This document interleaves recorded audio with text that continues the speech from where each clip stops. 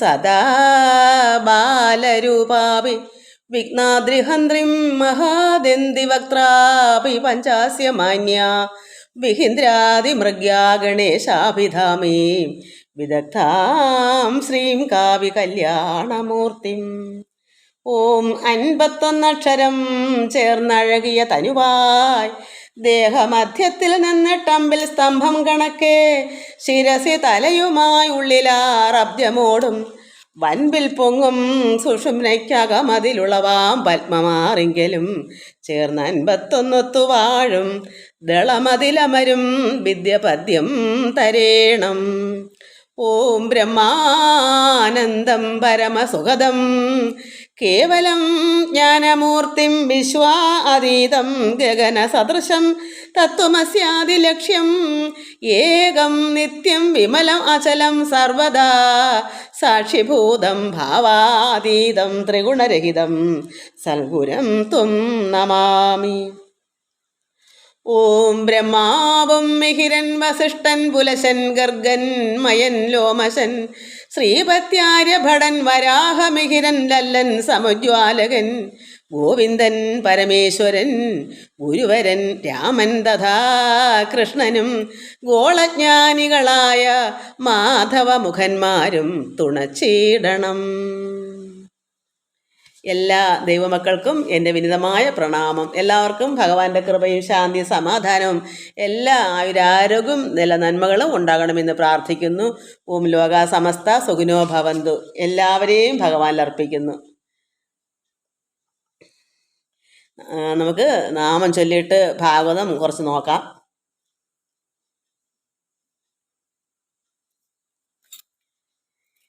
കൃഷ്ണ രാമ ഹരിനാരായണ ശ്രീവാസുദേവ മധുസൂദന. കൃഷ്ണ രാമ ഹരിനാരായണ ശ്രീവാസുദേവ മധുസൂദന. രാമ രാമ ജയ ജയ ഗോവിന്ദ. ശ്രീകൃഷ്ണ ഹരിനാരായണ. രാമ രാമ ജയ ജയ ഗോവിന്ദ. ശ്രീകൃഷ്ണ ഹരിനാരായണ. കൃഷ്ണ രാമ ഹരിനാരായണ ശ്രീവാസുദേവ മധുസൂദന. മർത്യനായി അവതരിച്ചു ഭക്തരെ രക്ഷിച്ചും ബ്രഹ്മാനന്ദം നൽകിയ നാരായണ. മർത്യനായി അവതരിച്ചു ഭക്തരെ രക്ഷിച്ചും ബ്രഹ്മാനന്ദം നൽകിയ നാരായണ. കൃഷ്ണ രാമ ഹരിനാരായണ ശ്രീവാസുദേവ മധുസൂദന. രാമ രാമ ജയ ജയ ഗോവിന്ദ. ശ്രീകൃഷ്ണ ഹരിനാരായണ. ഗോവർദ്ധനഗിരി കൈവില്ലേന്തിയ ഗോപകുമാര മുരളീധര. ഗോവർദ്ധനഗിരി കൈകളിലേന്തിയ ഗോപകുമാര മുരളീധര. കൃഷ്ണ രാമ ഹരിനാരായണ ശ്രീവാസുദേവ മധുസൂദന. രാമ രാമ ജയ ജയ ഗോവിന്ദ. ശ്രീകൃഷ്ണ ഹരിനാരായണ. വനക്രീഡ ജലക്രീഡ ആനന്ദത്താൽ ഗോപികമാരെ രമിപ്പിച്ച നാരായണ. വനക്രീഡ ജലക്രീഡ ആനന്ദത്താൽ ഗോപികമാരെ രമിപ്പിച്ച നാരായണ. കൃഷ്ണ രാമ ഹരിനാരായണ ശ്രീവാസുദേവ മധുസൂദന. കൃഷ്ണ രാമ ഹരിനാരായണ ശ്രീവാസുദേവ മധുസൂദന. രാമ രാമ ജയ ജയ ഗോവിന്ദ. ശ്രീകൃഷ്ണ ഹരിനാരായണ. രാമ രാമ ജയ ജയ ഗോവിന്ദ. ശ്രീകൃഷ്ണ ഹരിനാരായണ.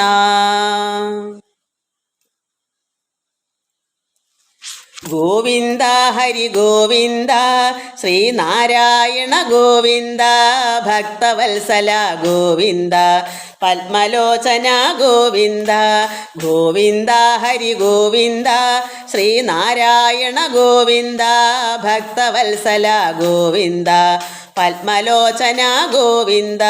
ശ്രീവാസുദേവ ഗോവിന്ദ ശ്രീമുരളീധര ഗോവിന്ദ ശംഖചക്രഗദ ഗോവിന്ദ പീതാംബരധര ഗോവിന്ദ. ശ്രീവാസുദേവ ഗോവിന്ദ ശ്രീമുരളീധര ഗോവിന്ദ ശംഖചക്രഗദ ഗോവിന്ദ പീതാംബരധര ഗോവിന്ദ. ഗോവിന്ദ ഹരി ഗോവിന്ദ ശ്രീനാരായണ ഗോവിന്ദ ഭക്തവത്സല ഗോവിന്ദ പത്മലോചന ഗോവിന്ദ. ഗോകുലപാല ഗോവിന്ദ നന്ദകുമാര ഗോവിന്ദ വൈകുണ്ഠവാസ ഗോവിന്ദ ത്രിലോകാധിപ ഗോവിന്ദ. ഗോകുലപാല ഗോവിന്ദ നന്ദകുമാര ഗോവിന്ദ വൈകുണ്ഠവാസ ഗോവിന്ദ ത്രിലോകാധിപ ഗോവിന്ദ. ഗോവിന്ദ ഹരി ഗോവിന്ദ ശ്രീനാരായണ ഗോവിന്ദ ഭക്തവത്സല ഗോവിന്ദ പത്മലോചന ഗോവിന്ദ. ഭക്തപരായണ ഗോവിന്ദ മുക്തിദായക ഗോവിന്ദ ശ്രീവത്സാംഗിത ഗോവിന്ദ ഗോവത്സപ്രിയ ഗോവിന്ദ. ഭക്തപരായണ ഗോവിന്ദ മുക്തിദായക ഗോവിന്ദ ശ്രീവത്സാംഗിത ഗോവിന്ദ ഗോവത്സപ്രിയ ഗോവിന്ദ. ഗോവിന്ദ ഹരി ഗോവിന്ദ ശ്രീനാരായണ ഗോവിന്ദ ഭക്തവത്സല ഗോവിന്ദ പത്മലോചന ഗോവിന്ദ. ഹരിനാരായണ ഗോവിന്ദ രാമസഹോദര ഗോവിന്ദ സീതാവല്ലഭ ഗോവിന്ദ ഭാമാവല്ലഭ ഗോവിന്ദ. ഹരിനാരായണ ഗോവിന്ദ രാമസഹോദര ഗോവിന്ദ സീതാവല്ലഭ ഗോവിന്ദ ഭാമാവല്ലഭ ഗോവിന്ദ.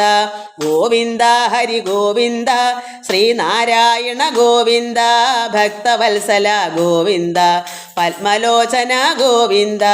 ഗോവിന്ദ ഹരി ഗോവിന്ദ ശ്രീനാരായണ ഗോവിന്ദ ഭക്തവത്സല ഗോവിന്ദ പത്മലോചന ഗോവിന്ദ.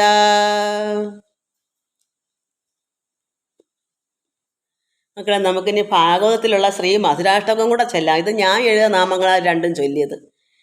ഭാഗവതത്തിൽ ഭഗവാന്റെ കൃഷ്ണന്റെ നാമങ്ങളാണല്ലോ, എല്ലാം ചൊല്ലാമല്ലോ, അതുകൊണ്ട് ചൊല്ലിയതാ. മധുരാഷ്ടകം കൂടെ ചൊല്ലാം. അധരം മധുരം വദനം മധുരം നയനം മധുരം ഹസിതം മധുരം ഹൃദയം മധുരം ഗമനം മധുരം മധുരാധിപതേരഖിലം മധുരം.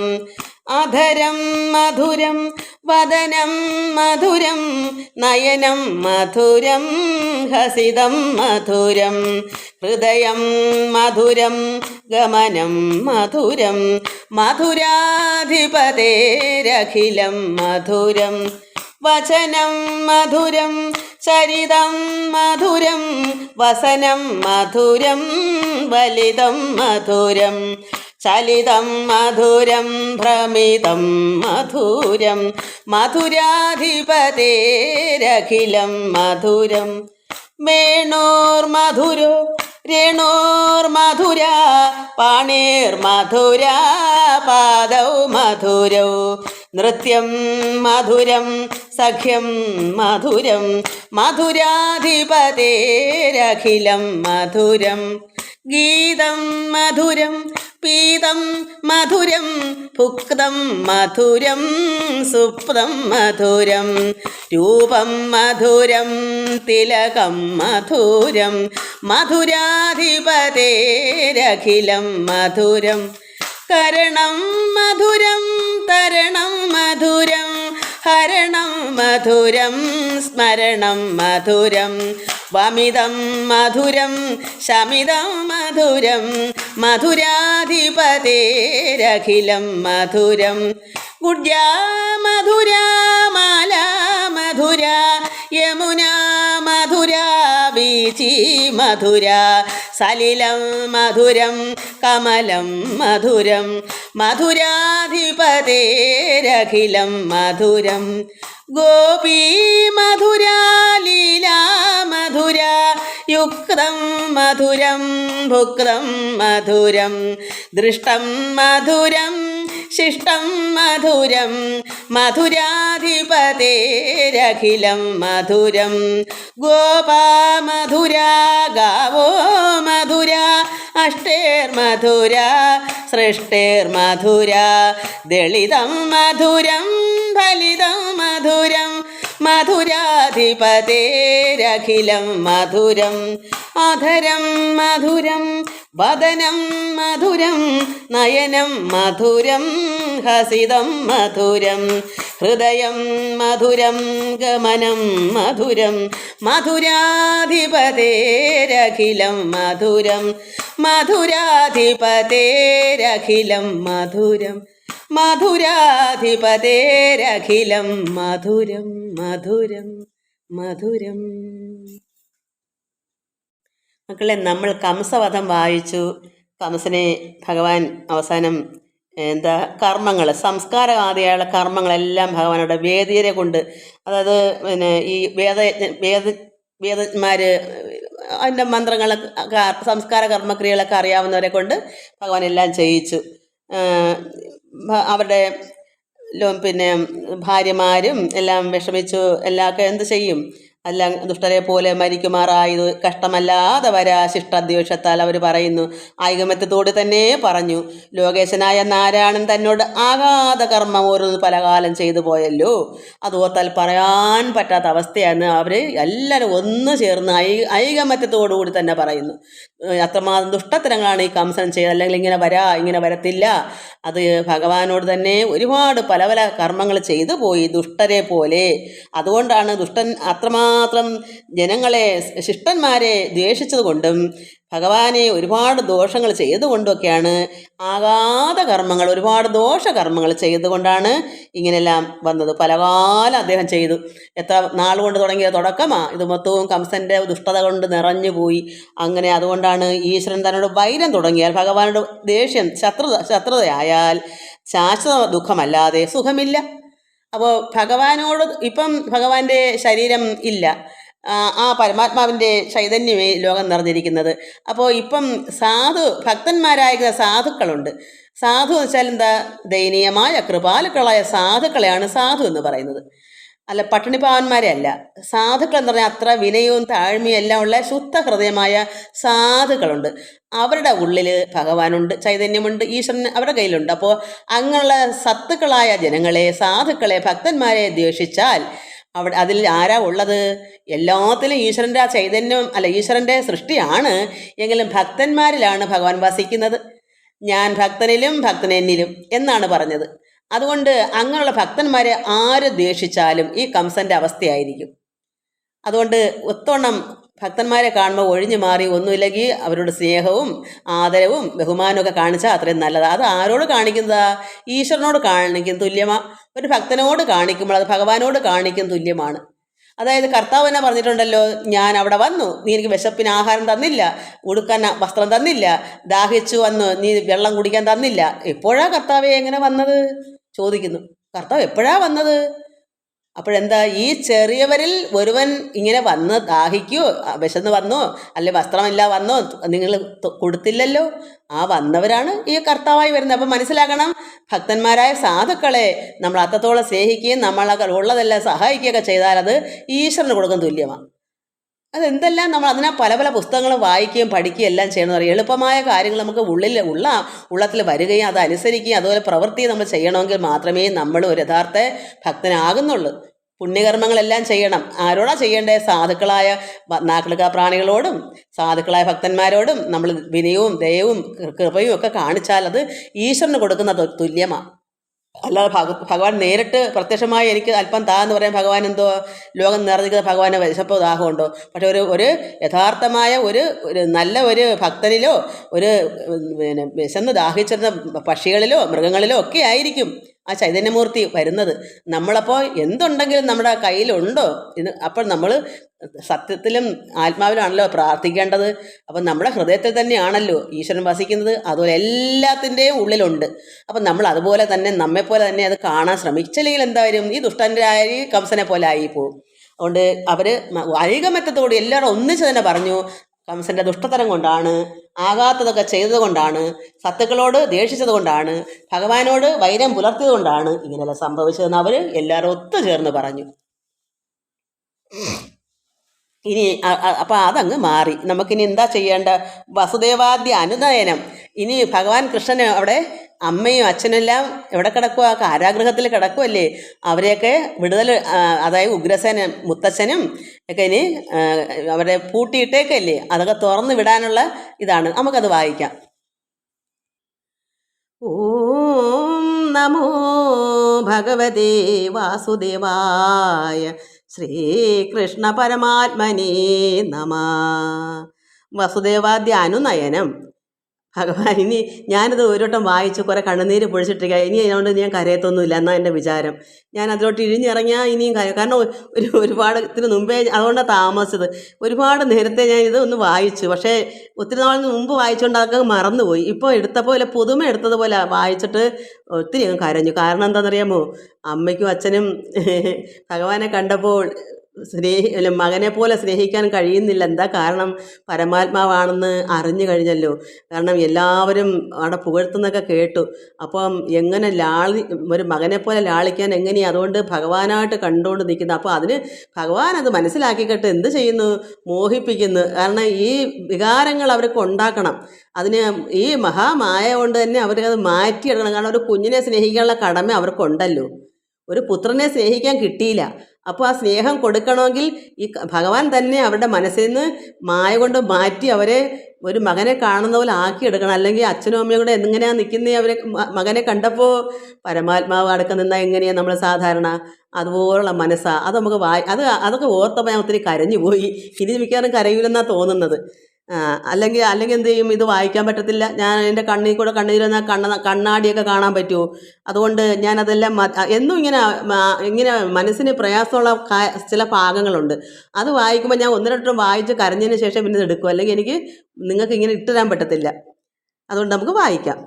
വേഗേന ബന്ധനം ചെയ്തു കിടക്കുന്ന ഭാഗവതർ താതമാതാക്കൾ തമ്മുടെ ബന്ധനം വേർപെടുത്തിടിനാർ. രാമനും ബന്ധുവില്ലാതോർക്ക് ബന്ധുവാ കൃഷ്ണനും വീണു നമസ്കരിച്ചിടിനാർ ഭക്തിയാൽ ത്രാണ നിപുണന്മാരാം കൃപാശാലികൾ. അപ്പോൾ എന്താ ഭഗവാൻ ചെയ്തത്? ചെന്ന് പെട്ടെന്ന് തന്നെ അവരെ ബന്ധനം കിടക്കുന്നവരെ ഭാഗവതർ. എന്താ ഭാഗവതർ? ഭക്തന്മാർ. അത്ര അല്ലെങ്കിൽ പിന്നെ കൃഷ്ണൻ അവരുടെ മകനായിട്ട് വരുമോ? എത്രത്തോളം തപസ് ചെയ്ത് ധ്യാനിച്ചുണ്ടായതാ ഈ ഭഗവാൻ പ്രത്യക്ഷപ്പെട്ട് എന്ത് വരോ വേണ്ടേ? എനിക്ക് അങ്ങേപ്പോലൊരു പുത്രനെ വേണമെന്ന് അങ്ങനെയല്ലേ അവർ 2-3 തവണ കൊണ്ടിങ്ങനെ ഭഗവാൻ മകനായി വരുന്നത്. അപ്പോൾ അവർ ഭാഗവതരാണ്. ഭാഗവതർ വെച്ചാണ് ഭഗവാന്റെ അത്രത്തോളം സ്നേഹമുള്ള ഭക്തന്മാരാണ്.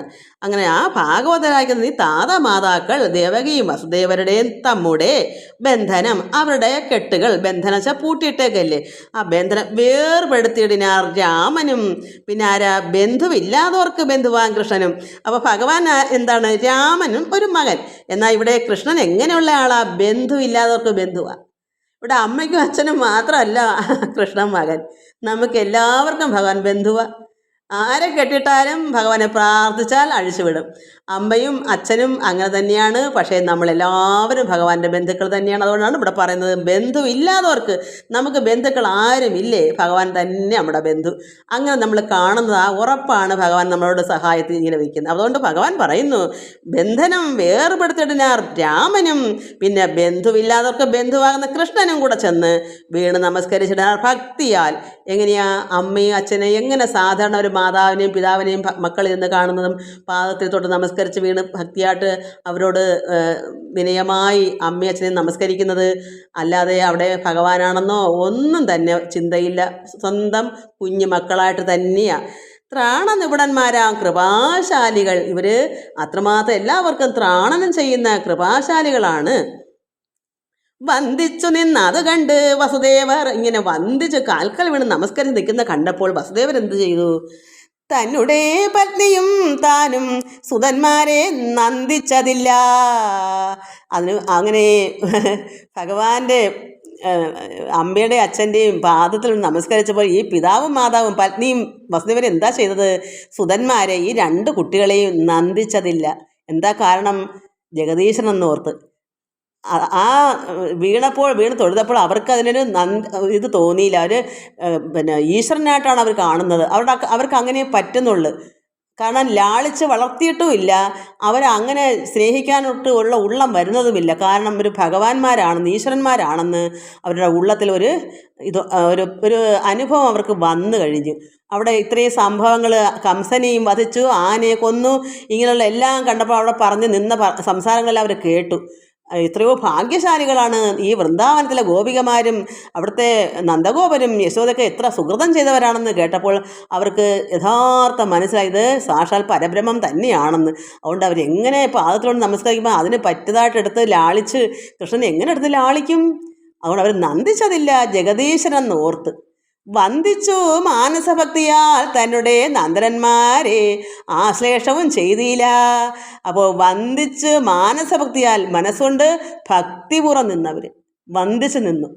ആരാണ്? ഈ കുഞ്ഞുങ്ങൾ മക്കളാണെന്നുള്ള രീതി അല്ലാതെ ഭഗവാൻ ഈശ്വരനാണെന്ന് കരുതിയവർ വന്ദിച്ച് മനസ്സുകൊണ്ട് ഭക്തിയാൽ അങ്ങനെ നിന്ന് നന്ദനന്മാരെ ആശ്ലേഷവും ചെയ്തില്ല. എടുത്ത് എൻ്റെ മക്കളെ എന്നും പറഞ്ഞെടുത്ത് ലാളിച്ചില്ല. അത് അവർക്ക് നഷ്ടപ്പെട്ടിരിക്കുകയാണ്. പക്ഷെ ഭഗവാൻ എന്ത് ചെയ്യും? ഭഗവാൻ അതെല്ലാം നീക്കിക്കളയും. അവിടെ ഉള്ളത്തെ ഭഗവാൻ അറിയാമല്ലോ. ഇതുവരെയും കുഞ്ഞുങ്ങളെ ഒന്ന് സ്നേഹിക്കാനോ ലാളിക്കാനോ ഒന്നും ഒത്തിട്ടില്ല. അതുകൊണ്ട് ഭഗവാൻ ആ ഒരു മനസ്സിനെ അങ്ങ് മാറ്റും. ഭഗവാൻ എന്താ വയ്യാത്തത്? എല്ലാ അസാധ്യവും സാധ്യമാക്കി കൊടുക്കുന്ന കൃഷ്ണനല്ലേ. അതുകൊണ്ട് ഇവരിങ്ങനെ മാതാപിതാക്കളെ വന്ദിച്ച് മനസ്സുകൊണ്ട് ഭക്തിയാൽ തന്നുടെ നന്ദനന്മാരെ ആശ്ലേഷവും ചെയ്തില്ല. മന്നവ, പരീക്ഷത്തെ, ഇതാര് പറയുന്നു?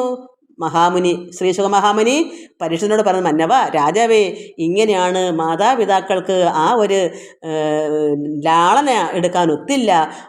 കുട്ടികൾ വന്ന് പാദത്തിൽ വീണ് നമസ്കരിച്ചപ്പോൾ അതിന് നന്ദിക്കാൻ ഒത്തില്ല. അവർ ഈശ്വരനാണെന്ന് ഓർത്തുകൊണ്ട് അവരെന്ത് ചെയ്തു? വന്ദിച്ചു. തിരിച്ചവരെ, ഈ കുട്ടികളെ വന്ദിച്ച് എങ്ങനെ നിൽക്കുന്നു? മനസ്സുകൊണ്ട് ഭക്തിപൂർവ്വം, അത്ര ആദരവോടുകൂടി ബഹുമാനവും ഭക്തിയും എല്ലാം കൂടെ കലർന്നൊരു രീതിയിൽ മാതാപിതാക്കൾ കുഞ്ഞുങ്ങളെ മുമ്പിൽ നിൽക്കുന്നു. ഈശ്വരനാണെന്ന് കഴിഞ്ഞു. അപ്പോൾ ഈശ്വരനെ എടുത്ത് ലാളിക്കാൻ പറ്റുമോ? അതുകൊണ്ട് അവർക്ക് മറ്റേ ദുഃഖം ഉള്ളിലടക്കി, കുഞ്ഞിനെ സ്നേഹിക്കാനുള്ള ഒരു ദുഃഖമുണ്ട്, അത് അടക്കിയിട്ട് ഭഗവാൻ പരമാത്മാവാണെന്നുള്ള ആ ഒരു ഓർമ്മയിൽ തന്നെ അവർ മനസ്സുകൊണ്ട് ഭക്തിയാൽ തന്നെ നിന്നു. കുഞ്ഞുങ്ങളെ ലാളിക്കൽ ആശ്ലേഷം ചെയ്യാൻ ഒത്തില്ല, ചെയ്തില്ല. മന്നവ കേൾക്ക, ജഗന്മയൻ മായകൾ നന്നൊക്കെ വിചാരിച്ചു കാൺകിലോ മാതാവിനും പിതാവിനും പരമാർത്ഥം ചേതസി നന്നായി ഗ്രഹിച്ചതു മൂലമായി. കണ്ടോ? അപ്പോൾ ഭഗവാൻ, മന്നവ കേൾക്ക, ഇനിയുണ്ട് കാര്യം. ജഗന്മയൻ മായകൾ, ഭഗവാന്റെ മായകൾ എന്താണ്? നന്നൊക്കെ വിചാരിച്ചു. ഈ കുഞ്ഞുങ്ങളെ ലാളിക്കാനൊക്കാത്ത വിഷമം മാതാപിതാക്കൾക്കുണ്ടെന്ന് ആര് മനസ്സിലാക്കി? നന്നൊക്കെ ജഗന്മയൻ വിചാരിച്ചു. ഇതൊക്കെ ഇവർ മനസ്സുകൊണ്ട് ഭക്തിപൂർവ്വം ആദരവോടുകൂടി ഒരു പരമാത്മാവിൻ്റെ മുമ്പിൽ നിൽക്കുന്ന ബഹുമാനവും ഭക്തിയും എല്ലാം കൂടെ കടന്ന് അങ്ങനെ നിന്നപ്പോൾ ഭഗവാന്റെ ഉള്ളം മനസ്സിലാക്കി. ജഗന്മയൻ മായകൾ നന്നൊക്കെ, ഈ മായ കൊണ്ട് ഭഗവാൻ എന്ത് ചെയ്ത്? ഇതെല്ലാം മനസ്സിലാക്കി. അച്ഛനും അമ്മയ്ക്കും കുഞ്ഞുങ്ങളെ സ്നേഹിക്കണം എന്നുള്ള ഉള്ളം അത്രമാത്രം കത്തി എരിഞ്ഞിരിക്കുകയാണ്. അത് ചെയ്തേ പറ്റൂ. എന്നാൽ ഭഗവാനായി പോയല്ലോ. എങ്ങനെ? അത് ഭഗവാൻ വിചാരിച്ചു കാണെങ്കിലോ മാതാവിനും പിതാവിനും പരമാർത്ഥം ചേതസി നന്നായി ഗ്രഹിച്ചു. ഈ ഭഗവാൻ മനസ്സിലാക്കി. അമ്മയുടെ അച്ഛൻ്റെയും ഉള്ളം, ചേതസി മനസ്സ് നന്നായി ഗ്രഹിച്ച്, ഇങ്ങനെയുള്ള അമ്മയും അച്ഛനും കുഞ്ഞുങ്ങളെ ലാളിക്കാൻ ഒത്തില്ലല്ലോ എന്നുള്ള മനസ്സ് ഭഗവാൻ അറിഞ്ഞിട്ട് അത് മൂലമായി വികാരങ്ങൾ ഉള്ളിൽ വളർക്കാഞ്ഞാൽ, അപ്പം മായ കൊണ്ടുള്ള വികാരം ഉള്ളിൽ വന്നെങ്കിലേ ഇനി കുഞ്ഞുങ്ങളായിട്ട് കാണാൻ പറ്റും. ഇവിടെ മായ മാറി പരമാത്മാവായിട്ട് കണ്ടു. ഈ ലോകം മായയാണ്, അതാണ് വികാരം ഉണ്ടാക്കുന്നത്. അപ്പോഴാണ് എൻ്റെ മക്കൾ, എൻ്റെ കുഞ്ഞെന്ന് കാണുന്നത്. ഇവിടെ ഈ മാതാപിതാക്കൾ അതങ്ങോട്ട് മാറിയിട്ട് ഈ പ്രപഞ്ചത്തിലെ മായ മാറി യഥാർത്ഥ വിദ്യ, നന്നായി പരമാത്മാവാണെന്ന് അവർ അറിഞ്ഞു. അതുകൊണ്ട് ഇനി ഉള്ളത്തിൽ ഇനി മായ വന്നെങ്കിലേ വികാരം ഉണ്ടാവും, എൻ്റെ മക്കളെന്നുള്ള വികാരം ഉണ്ടാവണം. അതിന് ഭഗവാൻ എന്ത് ചെയ്തു? നന്നായി ഗ്രഹിച്ച് ഇവിടെ ഉള്ളം മനസ്സിലാക്കിയിട്ട് അതുകൊണ്ട് അത് മൂലമായി മായാ വികാരങ്ങൾ ഉള്ളിൽ വളർക്കാഞ്ഞാൽ ഈ തന്തയുടെ അതായത് അച്ഛൻ്റെ അമ്മയുടെ ഉള്ളത്തിൽ മായ കൊണ്ടുള്ള വികാരം ഉണ്ടാക്കണം. അതിന് ഭഗവാൻ അങ്ങനെ കാര്യങ്ങൾ ഉള്ളത് ചെയ്യാതിരുന്നു പോവും. ഈ കാര്യങ്ങൾ എന്താ ഉള്ളത്? അവനവൻ്റെ പ്രസവിച്ച മക്കളല്ലേ. എത്ര ദൈവം എന്ന് പറഞ്ഞാലും അത് മകനല്ലേ. അപ്പം മകൻ്റെ ബാക്കി കാര്യങ്ങൾ പ്രസവിച്ചിട്ട് മാത്രം മകനാവൂലല്ലോ. ആ മകനെ സ്നേഹിക്കുകയും ലാളിക്കുകയും കൊഞ്ചിക്കുകയും എല്ലാം ചെയ്തെങ്കിലല്ലേ ഒരു മകനാവുള്ളൂ. അപ്പോഴല്ലേ അതിൻ്റെ യഥാർത്ഥം അങ്ങോട്ട് ഉള്ളത്തിൽ നിന്ന്. അല്ലെങ്കിൽ എന്ത് ചെയ്യും? ഉള്ളത്തിൽ നിന്നങ്ങനെ വിഷമിച്ച് അവരുടെ വിഷമം അത്രമാത്രം ഉണ്ടാകും, എനിക്ക് പറ്റിയില്ലല്ലോ എന്ന്. അതുകൊണ്ട് ഭഗവാൻ ഇത് മനസ്സിലാക്കിയിട്ട് മായാവികാരങ്ങൾ ഉള്ളിലുണ്ടാകാഞ്ഞാൽ വളർക്കാഞ്ഞാൽ കാര്യങ്ങൾ ഉള്ളത് ചെയ്യാതിരുന്നു പോവും. മകനെന്നുള്ള സ്നേഹം ഇല്ലാതായി പോവും. മകനെന്നുള്ള കാണാതെ ദൈവമെന്ന് കാണും. അപ്പോൾ എത്രമാത്രം സങ്കടമാണ് അത്. ഇവിടെ അച്ഛനും അമ്മയ്ക്കും ദൈവം അല്ല വേണ്ട, സ്വന്തം മക്കളായിട്ട് തന്നെ വേണം. ഞാൻ എൻ്റെ അനുഭവം പറഞ്ഞതാണ്. എല്ലാവരിലും ഭഗവാനുണ്ടല്ലോ. പക്ഷേ സ്വന്തം കുഞ്ഞിനെ ഒരു കുഞ്ഞായി മകനായി ലാളിക്കാൻ പറ്റില്ലെങ്കിൽ എന്താ, ഒരു ദിവസമെങ്കിലും ആവട്ടെ. അതുകൊണ്ട് ഭഗവാൻ എന്ത് ചെയ്തു? ഇത് മനസ്സിലാക്കിയിട്ട് മായാവികാരങ്ങൾ ഉള്ളിലുണ്ടാക്കണം. അത് ഉണ്ടായില്ലെങ്കിൽ കാര്യങ്ങൾ സ്വന്തം മക്കളാന്ന് കാണാൻ പറ്റത്തില്ല അമ്മയ്ക്കും അച്ഛനും. അതുകൊണ്ട് കാര്യങ്ങൾ ഉള്ളത് ചെയ്യാതിരുന്നു പോവും. ആ കുഞ്ഞുങ്ങളെ ഒന്ന് എടുക്കാനോ സ്നേഹിക്കാനോ മുത്തം കൊടുക്കാനോ ഒന്നും പറ്റത്തില്ല. അതുകൊണ്ട് ഭഗവാൻ എന്ത് ചെയ്തു എന്ന് ഉള്ളിൽ ഭഗവാൻ ഇങ്ങനെ ഓർത്ത് മുകുന്ദനും മായയാ നന്നായി മറച്ചു മോഹിപ്പിച്ചു ചൊല്ലിനാൻ. അങ്ങനെ ഭഗവാൻ ഉള്ളിൽ ഓർത്തിട്ട് കൃഷ്ണൻ മുകുന്ദൻ മായയാ ഭഗവാന്റെ മായ കൊണ്ട് നന്നായി അങ്ങ് മറച്ചു. എങ്ങനെ മറച്ചു? ഈ മുമ്പിൽ നിൽക്കുന്നത് കൃഷ്ണൻ യഥാർത്ഥ ഈശ്വരനാണെന്നുള്ള ആ മനസ്സങ്ങ് മറപ്പിച്ചു. ആ പിതാവിൻ്റെ മാതാവിൻ്റെ ഉള്ളിൽ നിന്ന് അതങ്ങ് മാച്ചിട്ട് മോഹിപ്പിച്ചു, ആഗ്രഹിപ്പിച്ചു. മായാവികാരം ഉള്ളിൽ കൊടുക്കുന്നു. ഭഗവാൻ വിചാരിക്കുമ്പോൾ നടക്കും. അപ്പോൾ അമ്മയ്ക്കും അച്ഛനും മോഹം കൊടുത്തു. എന്താ ഈ മോഹം? മായ കൊണ്ടാണ് മോഹം ഉണ്ടാകുന്നത്. നമുക്ക് ഈ ലോകത്ത് നമുക്ക് ആഗ്രഹം ഉണ്ടാകുന്ന ഈ മായാ പ്രപഞ്ചത്തിൽ നിൽക്കുന്നതുകൊണ്ടാണ്. അതിൽ നിന്ന് വിദ്യ കൊണ്ട് വേണം ഈ മായ മറികടക്കാൻ. പക്ഷെ നമ്മൾ ഒരു കുഞ്ഞിനെ ഒരു വിവാഹം കഴിച്ച് ഭർത്താവും ഭാര്യയും കുഞ്ഞുങ്ങളും ആയാൽ അവരുടെ കാര്യങ്ങളെല്ലാം നോക്കുകയും വേണം. അതിൽ കൂടി പതുക്കെ കാര്യങ്ങളെല്ലാം നിറവേറ്റി അവർ സ്വന്തം കാലം നിൽക്കുന്നവരെ നമ്മുടെ മക്കളാണ് അവരെ നോക്കി വന്നിട്ട് വേണം ഈ മായയിൽ നിന്ന് മറികടന്ന് നമുക്കും ഈശ്വരങ്ങളിലേക്ക് എത്തപ്പെടാൻ. അല്ലാതെ കുഞ്ഞിനെ പ്രസവിച്ച് എവിടെയും കളഞ്ഞിട്ട് മായ മാറി അങ്ങ് പോയാൽ ഈ കുഞ്ഞിനെ ആര് നോക്കും? എന്നാൽ പിന്നെ പ്രസവിക്കാൻ പോകരുത്. അതാണ് നിയമം. അപ്പോൾ ആ കുഞ്ഞിനെ അവർക്കൊന്ന് സ്നേഹിക്കാനോ ലാളിക്കാനോ കിട്ടിയില്ല. അപ്പോൾ അതവിടെ കിടന്നിങ്ങനെ ഉരുവും. അതുകൊണ്ട് ഭഗവാൻ അവരുടെ ഉള്ളത്തിൽ മോഹിപ്പിച്ചു, ആഗ്രഹം വർദ്ധിപ്പിച്ചു. അത് വളർത്തിയെടുത്തെങ്കിലേ ഇവരെ മകനായിട്ട് കാണാൻ പറ്റൂ. അതുകൊണ്ട് എന്ന് ഭഗവാൻ അങ്ങനെ ഓർത്ത് കാര്യങ്ങൾ ഉള്ളത് ചെയ്യാതെ കഴിഞ്ഞു പോകുമല്ലോ. എൻ്റെ അമ്മയ്ക്കും അച്ഛനും ചെയ്യേണ്ട കാര്യങ്ങൾ എനിക്ക് മുറ പോലെ ചെയ്യാൻ പറ്റിയില്ലല്ലോ. ഇനിയെങ്കിലും അത് പറ്റൂ. അല്ലെങ്കിൽ അത് കടമായി കിടന്നുകൾ ആഗ്രഹങ്ങളെ നിറവേറ്റി വിടണ്ടേ. അതുകൊണ്ട് ഭഗവാൻ എന്തത് മനസ്സിൽ ഓർത്തിട്ട് ഭഗവാൻ എന്തത് മായയാ നന്നായി മറച്ചു മോഹിപ്പിച്ചു ചൊല്ലിനാൻ. അപ്പോൾ ഭഗവാൻ എന്താ അവിടെ പെട്ടെന്ന് മായ കൊണ്ട് മറിച്ച് ഭഗവാൻ പറയുന്നത് ഒരു കുഞ്ഞിനെ പോലെ ഒരു മകനെ പോലെ പറയുമ്പോൾ അവരുടെ ഉള്ളത്തിൽ നിന്ന് ഈ യഥാർത്ഥമായ ദൈവം എന്നുള്ള ചിന്ത അങ്ങ് മാറും. അതിന് ഭഗവാൻ എന്ത് ചെയ്യുന്നു? താതമാതാക്കളെ ഓർത്തു കണ്ടിടുകിൽ താതനാകുന്നത് ഈശ്വരൻ താൻ തന്നെ. ഇപ്പം താതമാതാക്കളെ, അപ്പം അമ്മയും അച്ഛനെയും ഓർത്ത് കണ്ടാൽ ഭഗവാൻ ഉടനെ തന്നെ അവരുടെ ഉള്ളം മനസ്സിലാക്കിയിട്ട് അവർ ബഹുമാനത്തോടും ഭക്തിയോടും കൂടി ഒരു ഈശ്വരനെ കാണുന്ന ലുക്കിൽ നിന്നപ്പോൾ ഭഗവാൻ പെട്ടെന്ന് അവിടെ മോഹിപ്പിക്കാൻ വേണ്ടി പറഞ്ഞു, അച്ഛനെയും അമ്മയും ഓർത്ത് കണ്ടാൽ താതനാകുന്നത് ആരാണ്? ഈശ്വരനാണ്. അപ്പോൾ യഥാർത്ഥ സത്യമാണ്. ഭഗവാൻ ഇനി എത്ര ഭഗവാനെന്നോ ദൈവമെന്നോ പറയാനും പെറ്റ അമ്മയും സ്വന്തം പിതാവും ദൈവത്തിന് തുല്യമാണ്, ദൈവമാണ് അതല്ലേ പറഞ്ഞ മാതാവിനെയും പിതാവിനെയും ആരും ഒന്നും പറയരുത്. അവരെ ബഹുമാനിക്കണം, അവരെ ആദരിക്കണം, സ്നേഹിക്കണം, എല്ലാം ചെയ്യണം. തെറ്റുകുറ്റങ്ങളൊന്നും പറഞ്ഞുകൂടാ. അറിവില്ലായ്മ ചിലപ്പോൾ അച്ഛനും അമ്മയും കണ്ടെന്നിരിക്കും. എന്നാലും പെറ്റ അമ്മയും അച്ഛനുമാണ്, അവരെ ഒരു കുറ്റവും പറഞ്ഞുകൂടാ. മരണം വരെ അവരെ ആദരിക്കുകയും വേണം, അവരെ സ്നേഹിക്കുകയും വേണം. അതാണ് ദൈവത്തിന് കൊടുക്കുന്ന എല്ലാ നന്മ. ദൈവമെന്ന് ചിന്തിക്കുന്ന എല്ലാം അതാണ്. കാണപ്പെട്ട അമ്മയും അച്ഛനെയും നമ്മൾ സ്നേഹിക്കാതെ കാണാത്ത ദൈവത്തെ എങ്ങനെ സ്നേഹിക്കാൻ പറ്റും? അതുകൊണ്ട് ഭഗവാൻ കൃഷ്ണൻ ഇവിടെ താതമാതാക്കളെ ഓർത്ത് കണ്ടാൽ പറയുന്നു, അമ്മയുടെ അച്ഛൻ്റെ കൂടെ അങ്ങ് പറയുക. ഇവരിങ്ങനെ നിന്ന് അവരവിടെ അവരുടെ ഉള്ളത്തിൽ നിന്ന് യഥാർത്ഥമായി നിൽക്കുന്ന ആ ഒരു മനസ്സങ്ങ് മാറ്റാൻ വേണ്ടി ഭഗവാൻ പറഞ്ഞു, അച്ഛനും അമ്മയെയും ഓർത്ത് കണ്ടാൽ താതനാകുന്നത് അത് എൻ്റെ അച്ഛൻ, ഈ വസുദേവരെന്ന് പറഞ്ഞ അച്ഛൻ ഈശ്വരൻ താൻ തന്നെ. അപ്പം എൻ്റെ അച്ഛൻ ഈശ്വരനാകുന്നു, മാതാവോ ഈശ്വരി, സംശയമില്ലേത് എൻ്റെ അമ്മ ദേവകി ആരാ? ഈശ്വരിയാണ്. അപ്പോൾ അച്ഛൻ ഈശ്വരനും അമ്മ ഈശ്വരിയാണെന്ന് ഭഗവാൻ വെട്ടി തുറന്നങ്ങ് പറഞ്ഞു. പിന്നെ അമ്മയ്ക്കും അച്ഛനും അറപ്പ് തീർന്ന് മകനേന്ന് വിളിക്കാമല്ലോ. ഇതൊന്നും അർത്ഥം അറിഞ്ഞ് വായിച്ചാൽ എന്ത് അത്ഭുതമായത്. ഭഗവാൻ അത് നേരത്തെ കൂട്ടി അങ്ങ് മനസ്സിലാക്കിയത്. കുറേ ഞാൻ കരഞ്ഞതാണ് ഇതൊക്കെ വായിച്ചിട്ട്. ഇപ്പം എനിക്ക് സന്തോഷമുണ്ട്, ആ കരച്ചിലങ്ങ് പോയി. എനിക്കങ്ങനെ ഈ പുതുമയായിട്ട് വായിക്കുമ്പം പിന്നെ അങ്ങ് അത്, അല്ലെങ്കിൽ എപ്പോഴും വായിക്കണം. ഇത് കഴിഞ്ഞ വർഷം വായിച്ചിട്ട് പിന്നെ ഇപ്പോഴാണ് എടുക്കുന്നത്. അപ്പോൾ ഭഗവാൻ പറഞ്ഞു, താതൻ എൻ്റെ അച്ഛൻ ഈശ്വരനും എൻ്റെ അമ്മ ഈശ്വരിയാണ്, മാതാവും ഈശ്വരി, സംശയമില്ലേത്, ഒരു സംശയവും അതിനില്ല. ആകയാൽ നിങ്ങളെ ശുശ്രൂഷ ചെയ്യുവാൻ യോഗമുണ്ടായില്ല ഞങ്ങൾക്കിതിന് മുമ്പേ, ഇന്നലെ വരെ. കാരണം ഇപ്പം അടുത്ത് നിൽക്കുന്നു, ഇതിനു മുന്നേ എന്ത് വന്നു, എനിക്ക് അമ്മയും അച്ഛനെയും ശുശ്രൂഷ ചെയ്യാൻ ഒത്തില്ല. അങ്ങനെ സങ്കടപ്പെട്ട് പറയുക. കൃഷ്ണൻ പറയുന്നു, രാമനും കൃഷ്ണനും മക്കളല്ലേ, അപ്പോൾ പറയുന്നു, ഞങ്ങൾക്ക് നിങ്ങളെ ശുശ്രൂഷ ചെയ്യാൻ ഒത്തില്ലല്ലോ, യോഗമുണ്ടായില്ലല്ലോ ഞങ്ങൾക്കിതിന് മുമ്പേ.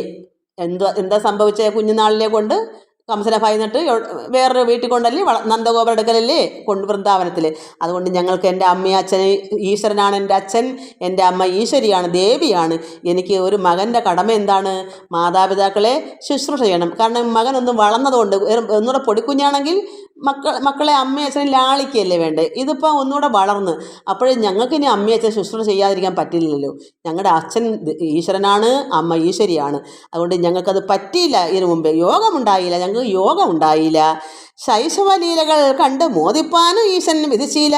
നിങ്ങൾക്കും ഇങ്ങനെ ശൈശവം, കുഞ്ഞുനാളിൽ ചെയ്യേണ്ട കാര്യങ്ങൾ എടുത്ത് ലാളിക്കാനും ഓമനിക്കാനും മുലപ്പാല് കൊടുക്കാനും, ഇങ്ങനെയുള്ള ശൈശവം കുഞ്ഞുനാളിൽ ഇത് കണ്ട് മോദിപ്പാനും സന്തോഷിപ്പാനും നിങ്ങൾക്കും ഈശ്വരൻ വിധിച്ചില്ല.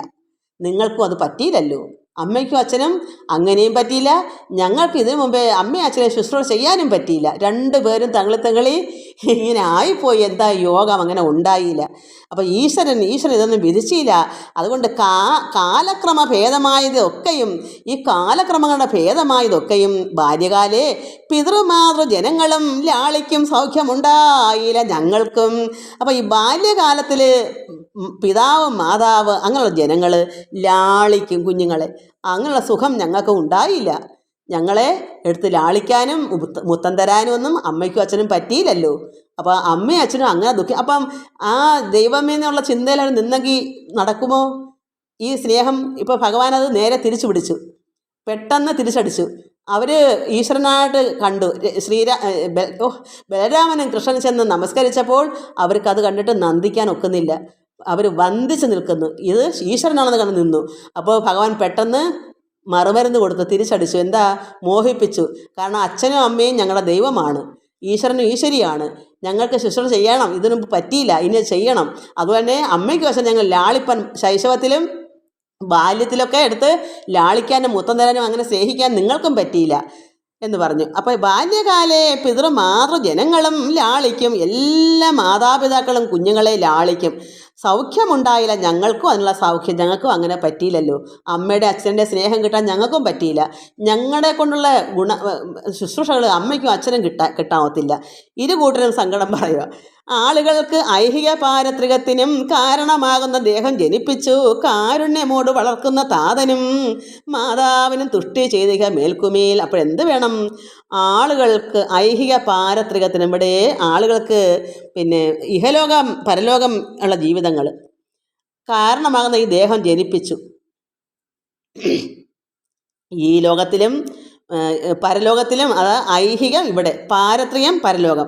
ആളുകൾക്ക് ഐഹിക പാരത്രികത്തിനും കാരണമാകുന്ന ദേഹം ജനിപ്പിച്ചു കാരുണ്യമോട് വളർക്കുന്ന താതന. അപ്പോൾ ഒരമ്മയും അച്ഛനും നമ്മളെ ജനിപ്പിച്ചു, ശിശുക്കളും ബാല്യത്തിലെല്ലാം അവരുടെ സ്നേഹമൊക്കെ തന്ന് വളർന്നിട്ട് ഈ ലോകത്തുള്ള കാര്യങ്ങളും അതുപോലെ വരും ലോകത്തുള്ള കാര്യങ്ങളെല്ലാം എന്നിട്ട് എന്ത് ചെയ്യണം? അങ്ങനെ കാരുണ്യമോട് ഇങ്ങനെ വളർക്കുന്ന ഈ താതനും മാതാവിനും എന്ത് ചെയ്യണം?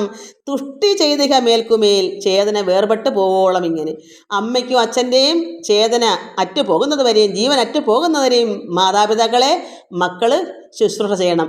അവരെ സ്നേഹിച്ച് അവരെ ലാളിച്ച് അച്ഛനും അമ്മയ്ക്കും കൊടുക്കേണ്ട കാര്യങ്ങളെല്ലാം കൊടുത്ത് തന്നെ മക്കൾ നോക്കണം. ഇപ്പം കുഞ്ഞുങ്ങൾ വളർന്നുകൊണ്ട് ഇനി അവരുടെ കടമയാണ് ചെയ്യേണ്ടത്. കാരണം ലാളിക്കേണ്ട പരുവം കഴിഞ്ഞ്, എങ്കിലും അവരുടെ ആ കടമ അവർക്ക് നിവർത്തിക്കണമല്ലോ.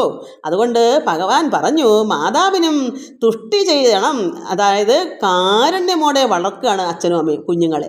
എത്രത്തോളം ഇതൊക്കെ വായിച്ചെങ്കിൽ അറിഞ്ഞെങ്കിൽ ഈ ലോകത്ത് മാതാപിതാക്കളുണ്ട് എന്താ പറയുക, വൃദ്ധസദനത്തിലും റോഡിലും കാട്ടിലും എവിടെയെങ്കിലും കൊണ്ട് കളയൂ. ഉള്ളതിപ്പം കഞ്ഞി വയ്ക്കാൻ നിവർത്തില്ലെങ്കിൽ എന്തെങ്കിലും ആവട്ടെ, എന്തെങ്കിലും കൊടുത്ത് അവരോട് കഴിക്കുന്നപ്പോൾ കൊടുക്കോ, അല്ലെങ്കിൽ പട്ടിണിയാണെങ്കിലും മക്കളെ കൂടെ അച്ഛനും അമ്മയും സ്നേഹമായിട്ട് കഴിയുമ്പം വിശക്കത്തില്ല. ഒരു സ്വന്തം മക്കൾ ലാളിച്ചാൽ, വയസ്സെന്ന അച്ഛനും അമ്മയും ഒരു സ്നേഹം കൊടുത്താൽ ആ അച്ഛനും അമ്മയ്ക്കും വിശക്കത്തില്ല. അവർക്ക് ആ സ്നേഹമാണ് ആ വയറ് നിറയ്ക്കുന്നത്. എനിക്കതാ അനുഭവം. എനിക്ക് മക്കളോട് ഞാൻ പറയുന്നത്, എനിക്ക് തന്നില്ലേലും വേണ്ടിയില്ല, എന്നെ നിങ്ങളൊന്ന് അമ്മ എന്നൊക്കെ ഒന്ന് വിളിച്ചെന്ന് എങ്ങനെ ഇരിക്കുന്നതെന്ന് ചോദിക്കുന്നത് ഏറ്റവും വലിയൊരു കരുണ. ആ ഒരു കാര്യമാണ് നമ്മൾ ആഗ്രഹിക്കുന്നത്. അല്ല അവരുടെ ഒന്നും നമുക്ക് അപ്പോൾ എന്താ, നമ്മുടെ വയറ് നിറയും, നമ്മുടെ ഹൃദയം നിറയും. അങ്ങനെയാണ് നമ്മൾ സ്നേഹത്തോടെ വളർത്തുന്ന മക്കൾ തിരിച്ച് വല്ല വൃദ്ധസദനത്തിനെ കൊണ്ട് കളയുമ്പോഴുള്ളൊരവസ്ഥ ഒന്ന് ആലോചിച്ചാൽ ഈ പാപം ഇവിടെ കൊണ്ട് തീർക്കും. അപ്പോൾ ഭഗവാൻ പറയുന്നു, ആളുകൾക്ക് ഐഹിക പാരത്രികത്തിനും കാരണമാകുന്ന ഈ ദേഹം ജനിപ്പിച്ചു, കാരുണ്യമോട് നമ്മളെ വളർത്തി അച്ഛനും അമ്മയും കൂടെ, എന്നിട്ട് തുഷ്ടി ചെയ്തിക മേൽക്കുമേൽ. അങ്ങനെ നമുക്ക് എത്രമാത്രം തുഷ്ടിയും സന്തോഷവും എല്ലാം ചെയ്ത് വളർക്കുവാണ് ഈ അച്ഛനും അമ്മയും.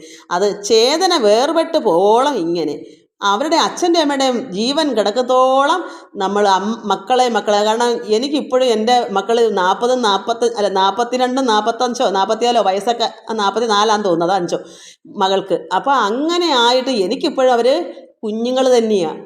അവർ വളർന്നെന്ന് എനിക്ക് തോന്നിയിട്ടേ ഇല്ല. ഞാനിപ്പോഴും എൻ്റെ മകനെയുള്ള സ്നേഹം കൊണ്ട് എന്തെങ്കിലും തെറ്റാണെന്ന് കാണിച്ചാൽ, തെറ്റൊന്നും കാണിച്ചാൽ ഞാൻ അപ്പോഴേ ഒരടി അങ്ങ് കൊടുക്കും. ആ അടിയിൽ എനിക്കുള്ള സ്നേഹം അടിയാണ്. അവർ വിചാരിക്കും, അമ്മ എന്തോ എനിക്ക് ഇത്രയും വയസ്സൊക്കെ ആയി, 13 വയസ്സുള്ള മകനൊക്കെ ഉണ്ട്, പക്ഷേ ഞാൻ ഇതായി കഴിഞ്ഞ മാസത്തിലും 2 അടി കൊടുത്തു കാലിന്. എന്തോ എനിക്കങ്ങനെ അവനെ കാണുമ്പോൾ അടിക്കണം എന്നാണ് തോന്നുന്നത്. എൻ്റെ സ്നേഹം അടിയിൽ കൂടെ പോണത്. അപ്പോൾ അന്ന് അവനെ ഒന്നും പറയത്തില്ല, അത് കൊണ്ടുകൊണ്ട് നിൽക്കത്തില്ല. അമ്മ ഇപ്പോൾ നോക്കിക്കോ എന്നൊക്കെ പറയും, അല്ലാതെ ഒന്നും പറയത്തില്ല. എന്താ കാരണം? നമ്മുടെ കുഞ്ഞല്ലേ, നമ്മുടെ മക്കളല്ലേ അവർ. എനിക്ക് ഓർക്കാൻ വയ്യ. ഇവിടെ ഈ കൃഷ്ണൻ എന്താ പറയാ, ഇത്രയും സ്നേഹത്തോടെ അച്ഛനും അമ്മയും വളർത്തി മേൽക്കുമേൽ തുഷ്ടി നന്നായി സ്നേഹിച്ച് വളർത്തുന്നു. ചേതന വേർപെട്ട് പോവോളം ഇങ്ങനെ മേവുകിലും മതിയായി വരാന്നുള്ള, എത്ര ചെയ്താലും മതിയാകത്തില്ല. അച്ഛനും അമ്മയ്ക്കും ഒരിക്കലും അത് മുഴുക്കത്തില്ല. മക്കൾക്ക് ചെയ്യുന്ന ഒന്നും. പക്ഷെ ഇവിടെ 2 പേർക്കും കിട്ടിയില്ല, അങ്ങോട്ടും ഇങ്ങോട്ടും കംസൻ കാരണം കിട്ടിയില്ല. പുത്രൻ പിതാക്കളെ തങ്ങളാൽ ആവണ്ണം. അപ്പം പുത്രന്മാരെന്ത് ചെയ്യണം? തങ്ങളാലാവണേ മക്കൾക്ക് എങ്ങനെയാണ് ഒക്കുന്നത് പോലെ പ്രത്യുപകാര ശുശ്രൂഷ ചെയ്യണം. ഈ അച്ഛനമ്മയും ആഗ്രഹിക്കണ്ട, പക്ഷേ മകനൊരു കടപ്പാടുണ്ടല്ലോ, മക്കൾക്കും കടപ്പാടുണ്ട്. ചേതന അറിവോളം അച്ഛനും അമ്മയും മക്കൾക്ക് വേണ്ടി ജീവിക്കും, എത്രത്തോളം സന്തോഷത്തോടെ തുഷ്ടിയോടെ ജീവിക്കും. പക്ഷേ അത് അവരുടെ കുഞ്ഞുങ്ങളാണെന്ന് കരുതും. പക്ഷെ ഇവരൊന്നും ഒന്നും ആദായമോ മറ്റോ വേണ്ടിയിട്ടല്ല അവർ പ്രസവിച്ച അവരുടെ കുഞ്ഞ്, അവരുടെ രക്തമാണ്. അവരങ്ങനെ വളർത്തി ലാളിച്ചെടുക്കുമ്പോൾ ഈ പ്രത്യുപകാരമായിട്ട് ഇവരെന്ത് ചെയ്യണം? മക്കൾ പുത്രൻ പിതാക്കളെ തങ്ങളാൽ ആവണ്ണം, എങ്ങനെയാ ഒത്തതുപോലെ, എത്രമാത്രം ഒന്നും ഇല്ലെങ്കിൽ അതുപോലെ ഒരു സ്നേഹവാക്കെങ്കിലും കൊടുക്കുക. അമ്മ എന്നൊന്ന് വിളിക്കുമ്പോൾ സർവ്വം നിറയും, അച്ഛ എന്ന് വിളിക്കുമ്പോൾ സർവ്വം നിറയും. ഒന്നും ഇല്ലേ, ഒന്നും കൊടുക്കണ്ട, ആ സ്നേഹം മതി. കള്ളസ്നേഹമല്ല, ഒറിജിനൽ സ്നേഹം വേണം. ചിലരങ്ങനെയല്ല, ഒന്നും കൊടുക്കാല്ല, അമ്മ അച്ഛനൊക്കെ കള്ളത്തരത്തിൽ വിളിക്കുക, അതുപോരാ. ഒറിജിനലായിട്ട് ഉള്ളത്തിൽ നിന്ന് തന്നെ ആ വിളി വരണം. അമ്മ ഒന്നും ഇല്ലല്ലോ അമ്മ നമുക്ക് കഴിക്കാൻ, എന്താ അതിന് ഒരു കുഴപ്പമില്ല. ആ ഒരു വിളിയിൽ അവരുടെ വയറ് നിറഞ്ഞോളും. തിരിച്ച് മക്കൾക്കും നിറയും. ആ അമ്മയുടെ സ്നേഹം മക്കൾക്കും കിട്ടുമ്പോൾ അത് വയറ് നിറച്ച് കിട്ടും. അവിടെ പുത്രൻ പിതാക്കളെ തങ്ങളാൽ ആവണ്ണം പ്രത്യുപകാര ശുശ്രൂഷകൾ ചെയ്യണം. വേണ്ടുന്ന ശുശ്രൂഷകളെല്ലാം മക്കളും ചെയ്യണം. ഭുക്തങ്ങൾ ഭംഗങ്ങൾ എന്നിവ, ഭുക്തങ്ങളും അർത്ഥം അഭംഗങ്ങൾ എന്നിവ ശക്തി പോലെ സർവം ചെയ്യുവാൻ ഉത്തമൻ. എല്ലാം അങ്ങനെ ഭുക്തങ്ങൾ ഭക്ഷണവും, അത് ഭുക്തം ഭുക്തം വെച്ചാൽ അവർക്ക് എന്താണ് ആഹാരം ഒക്കുന്നത്. ഇപ്പം ഇല്ലാത്തതിനെ ഒപ്പിക്കണമെന്ന് ആരും പറയത്തില്ല. ഉള്ളത് പങ്ക് ഉള്ളതുപോലെ പ്രത്യുപകാര ശുശ്രൂഷ വെച്ചാൽ നമ്മളെ എങ്ങനെ ഒക്കുന്നത് ഉപകാരം അങ്ങനെ ചെയ്യണം. വയ്യേ ആസ്പത്രി കൊണ്ടുപോവുക, മരുന്ന് വാങ്ങിച്ചു കൊടുക്കുക, അവർക്ക് തീരെ ഭയങ്കര അവരുടെ വസ്ത്രം കഴുകി കൊടുക്കുക, അവരെ കുളിപ്പിക്കുക, മക്കളെല്ലാവരും ചെയ്യണം. അങ്ങനെ ചെയ്തിട്ട് ഭുക്തങ്ങൾ അർത്ഥ അഭംഗങ്ങൾ എന്നിവ ശക്തി പോലെ സർവം ചെയ്യുവാനാണ് ഉത്തമൻ. അത് ഭഗവാൻ ഇവിടെ മാതാപിതാക്കളോട് പറയുന്നു. അപ്പോൾ എന്താ ഇത് പറയുന്നത്? ലോക ജീവിതം പോലെ പറഞ്ഞു കൊടുക്കുന്നത്. അവിടെ ഈശ്വരനാണെന്ന് കണ്ടല്ല പറയുന്നത്. ഈശ്വരനെന്ന് കണ്ടു പറഞ്ഞാൽ ആ അമ്മയും അച്ഛനും മക്കളോടുള്ള സ്നേഹത്തിൻ്റെ ഇത് തിരിച്ച് മടങ്ങി വരണം അവർക്ക്. എൻ്റെ മക്കളാണുള്ള ചിന്ത വരാനാണ് ഭഗവാൻ ഇതെല്ലാം ഈ ലോക ജീവിതത്തെ പോലെ പറയുന്നത്. അല്ലെങ്കിൽ അവരെന്ത് ചെയ്തു? ആദ്യമേ കണ്ടപ്പോൾ അവരെ നമസ്കരിച്ചപ്പോൾ അവിടെ മനസ്സിന് ഭക്തിയാണ് വന്നത്, ഭഗവാനുള്ള ഭക്തിയാണ് വന്നത്. ഇവിടെ സ്നേഹം, ലാളന, മക്കളുള്ള ലാളന ഇവിടെ ഭഗവാൻ വരുത്തുകയാണ് ചെയ്യുന്നത്. ഇതെല്ലാം പറഞ്ഞ് സാധാരണ നമ്മളെ ജീവിതം ഈ ലോക ജീവിതത്തിൽ എങ്ങനെയാണ് അതുപോലെ ഭഗവാൻ പറഞ്ഞു എല്ലാ ഉപകാരങ്ങളും മാതാപിതാക്കൾക്ക് ചെയ്യണം. അങ്ങനെ ചെയ്യും ശക്തി പോലെ. എന്താ ശക്തി പോലെ? അവരാൽ ഒക്കുന്നത് പോലെ. അധികപ്പറ്റ് ചെയ്യണമെന്നല്ല, നമ്മൾ എങ്ങനെയാണ് പറ്റുന്നത് അതുപോലെ സർവം അങ്ങനെ ചെയ്യുവാനാണ് ഉത്തമൻ. കടം മേടിച്ചൊന്നും കൊടുക്കണമെന്നല്ല അതിൻ്റെ അർത്ഥം. നമുക്ക് എന്താണ്, നമുക്ക് ഒരു നേരത്തെ ആഹാരം ഒരു നേരത്തെ ഉള്ളൂ, അത് പങ്കിട്ട് ആ അമ്മയ്ക്കും അച്ഛനും കൊടുക്കണം. അതിൽ പങ്ക് മക്കളും കഴിച്ചാൽ മതി. ഒത്തിരി കൂടുതൽ മക്കൾ കഴിച്ചോട്ടെ. വയസ്സെന്നവർക്ക് ഇച്ചിരി കൊടുത്താൽ മതി. കാരണം കുഞ്ഞുങ്ങൾ അധ്വാനിക്കാനുള്ളവരാ, അവർ ഭാവിയിൽ നന്നായി ജീവിക്കുക. അപ്പോൾ അവരെ പോലെ അച്ഛനും അമ്മയ്ക്കും കൊടുക്കണ്ട. അവരൊന്നുമില്ലെങ്കിൽ വയസ്സായി അവർ മരണത്തിലേക്ക് പൊയ്ക്കൊണ്ടിരിക്കുക. അപ്പോൾ അവർക്ക് ഉണ്ടെങ്കിൽ അതിനെക്കോണം കൊടുക്കണം. ഇല്ല എന്നുണ്ടെങ്കിൽ മക്കൾക്ക് ഒത്തിരി കൂടുതലും. കാരണം ചെറുപ്പക്കാർക്ക് ആഹാരം തോനെ വേണം, അവർക്ക് ആരോഗ്യം വേണം. ഈ അച്ഛനമ്മയും ഒന്ന് വയ്യെങ്കിൽ എടുത്തുകൊണ്ട് പോകണ്ടേ? ഇതിനുള്ള ആരോഗ്യം അവർക്ക് വേണ്ടേ? അതുകൊണ്ട് അച്ഛനമ്മയ്ക്ക് ഒരുപോലെ കൊടുക്കണമെന്ന് ഞാൻ പറയത്തില്ല. അല്പേ മതി, പക്ഷെ സ്നേഹം മാത്രമായാലും മതി. ആ കഴിച്ചുകൊണ്ടിരിക്കുമ്പോൾ ഉള്ളത് ഒരു ഉരുളയായാലും മതി, അതാണ് സന്തോഷം. അപ്പോൾ അങ്ങനെ ശക്തി പോലെ എന്താണെന്ന് യഥാശക്തി അതുപോലെ സർവം ചെയ്യുവാനാണ് ഉത്തമൻ. ഇങ്ങനെ ചെയ്യാതവൻ തൻ്റെ മാംസത്തെ അങ്ങ് നരകെ ഗമിച്ചു ഭുജിക്കണം. അങ്ങനെ ചെയ്യാത്തവൻ്റെ കാര്യം പറ. അങ്ങനെ ആരും ചെയ്യത്തില്ല. ഇന്ന് ലോകത്ത് കൊണ്ട് കളയുന്നവർക്ക് കേൾക്കാനാണ് പറയുന്നത്. അങ്ങനെ ചെയ്യാതവൻ തൻ്റെ മാംസത്തെ, അവൻ തന്നെ തിന്നുണ്ടാക്കുന്ന മാംസത്തെ അങ്ങ് നരകെ ഗമിച്ച് ഭുജിക്കണം. അങ്ങനെ ചെയ്യാത്തവന് അവസ്ഥ ഇതാണ്, നരകത്തിൽ. അവൻ്റെ മാംസം അച്ഛനമ്മയ്ക്ക് കൊടുക്കാത്ത മാംസമല്ലേ, തന്നെ തിന്നുന്ന മാംസമല്ലേ, അത് അവൻ എന്ത് ചെയ്യും? നരകത്തിൽ പോയി ഗമിച്ച് പൂജിക്കണം. നമുക്കിനി അടുത്ത പ്രാവശ്യം വായിക്കാം. ഇത് സമയം ആയി മക്കളെ. കുറച്ച് വായിച്ചാൽ മതി. നല്ലതല്ലേ ഇത് കേൾക്കാൻ? ഭഗവാന്റെ ഇത് നമ്മളെല്ലാം പഠിക്കേണ്ട കാര്യങ്ങളല്ലേ മക്കളെ. ഇങ്ങനെയാണ് ഈശ്വരനായിട്ട് പോലും ഭഗവാൻ എന്താ അവിടെ പറയുന്നത് നമ്മൾ മനസ്സിലാക്കണം. ആദ്യമായിട്ട് വായിക്കുന്നത് ഇത് ഇഴിഞ്ഞിറങ്ങുമ്പോൾ നന്നായി കരയും. ഞാൻ എൻ്റെ കരച്ചിലെല്ലാം കഴിഞ്ഞിട്ടാണ് വായിച്ചത്, അല്ലെങ്കിൽ എനിക്ക് പറ്റത്തില്ല. അത് ആദ്യം 1-2 വട്ടം അത് വായിച്ചാലേ ആ സങ്കടം തീരും. അത് ആദ്യത്തെ തന്നെ അങ്ങ് പോകും. പിന്നെ അതുകൊണ്ട് എല്ലാവരും മനസ്സിലാക്കണം, നമ്മുടെ മക്കളോട് കാണിക്കുന്നതും മക്കൾ തിരിച്ച് കാണിക്കുന്ന അവസ്ഥ ഇതൊക്കെയാണ് പഠിക്കേണ്ടത്. ഇത് പഠിക്കണം നമ്മൾ. ഈശ്വരൻ എന്താണ് അതല്ലേ പറയുന്നത്? ബൈബിൾ ഇതൊക്കെ നമുക്ക് ഈശ്വരൻ എന്ന വഴി. ബൈബിൾ എന്താ പറയുന്നത്? യഥാർത്ഥമായ ഈശ്വരനെ, ലോകപിതാവിനെ ഒന്നാമതായിട്ട് ഭഗവാനെ സ്നേഹിക്കണം. രണ്ടാമതെന്താണ്? നിൻ്റെ കൂട്ടുകാരനെ നിന്നെപ്പോലെ. അതിലെല്ലാം അടങ്ങും. കൂട്ടുകാരെന്ന് പറയുമ്പോൾ അമ്മയും അച്ഛനും എല്ലാം തന്നെ പോലെ സ്നേഹിക്കണം. അതാണ് മാതാപിതാക്കളെ സ്നേഹിക്കണം. രണ്ടാമത്തെ കൽപ്പനയാണ്. ഒന്നാം കൽപ്പന ഭഗവാൻ ഈശ്വരനെ തന്നെയാണ്. അപ്പോൾ ഇതെല്ലാം ഇവിടെ ഭഗവാൻ ഇവിടെ നമുക്ക് തരുന്നു. ഇത് തന്നെയാണ് ബൈബിളിലും കിടക്കുന്നത്. അതുകൊണ്ടാണ് ഇതിൻ്റെ സംശയങ്ങൾ, ഇതിൻ്റെ എന്താ പറയുക, അജ്ഞാനങ്ങൾ മാറണം. ഇതെല്ലാം ഈശ്വരൻ്റെ മകനല്ലയോ കർത്താവ്? ഒരിക്കലും ഈ പിതാവിൻ്റെ കൽപ്പന അല്ലേ നമുക്ക് തരുന്നത്? അപ്പോൾ അവിടെ രണ്ടില്ല, ഒന്നാണ്. അപ്പോൾ ഈശ്വരൻ നമുക്ക് തരുന്ന ഉപദേശങ്ങളെല്ലാം നമ്മൾ പാലിക്കുമ്പോഴാണ് നമ്മൾ യഥാർത്ഥ പൈതലാവുന്നത്. ദൈവ പൈതലാവണമെങ്കിൽ ഭഗവാന്റെ ഈ കൽപ്പനകൾ, ഇവിടെ ഇതൊക്കെ കൽപ്പനകളാണ്, അല്ലാത്ത ഉത്തമനല്ല. അവൻ്റെ മാംസം നരകത്തിൽ പോയി കിടന്ന് ഭുജിക്കണം, കഴിക്കണം. സ്വന്തം മാംസം തന്നെ തിന്ന് ഭുജിക്കണം. എന്താ നരകത്തിൽ പോവും? അച്ഛനും അമ്മയും നോക്കാത്ത മക്കൾ ഒരുപാട് ഉണ്ടാക്കി കൊടുക്കണമെന്നല്ല. കഴിക്കുന്ന പങ്ക് അല്പം, 4 അംശമെങ്കിലും അപ്പോൾ 100% കൊടുക്കാനല്ല. 100% ഉള്ളെങ്കിൽ 100-ന് ഒരു 10% അമ്മയ്ക്കും അച്ഛനും ഓരോ ഉരുള കൊടുക്ക്. അങ്ങനെ അല്ലെങ്കിൽ എങ്ങനെയും ആകട്ടെ, അല്പം ഒരു സ്നേഹവാക്കെങ്കിലും കൊടുത്തൂടെ? അങ്ങനെയാ വേണ്ടേ. അതില്ലാത്തെങ്കിൽ എന്താ വരുന്നേ? ഈശ്വരനറിയാം ഇല്ലാഞ്ഞിട്ടാണ് കൊടുക്കാത്ത തരാം. ഇല്ലെങ്കിൽ ഉണ്ടെങ്കിൽ ഉള്ളതിപ്പോൾ കൊടുക്കുക. അത് അല്ലെങ്കിൽ തന്നെ അധ്വാനിക്കണം. വെറുതെ പട്ടിണി ആവതില്ല. എന്ത് ജോലിയും ചെയ്ത് ജീവിക്കാൻ പഠിക്കണം. അതിനല്ലേ മക്കളെ വളർത്തുന്നത്. അപ്പോൾ അങ്ങനെ നമ്മൾ ചെയ്തില്ലാത്ത പക്ഷം ഇതൊക്കെ ഈശ്വരൻ്റെ പൈതങ്ങൾ നമ്മൾ ആകത്തില്ല. നമ്മൾ ഈശ്വര പൈതൽ എന്ന് പറയണമെങ്കിൽ ഈശ്വരൻ എന്താ ഇവിടെ പറഞ്ഞിരിക്കുന്നത് നമ്മൾ പാലിക്കുമ്പോഴാണ്. അല്ലാത്തവർക്ക് ഒരു കാരണവശാലും ഈശ്വരൻ സ്നേഹിക്കത്തില്ല. എല്ലാവർക്കും നമസ്കാരം. ഹരി ഓം ഹരി ഓം ഹരി ഓം.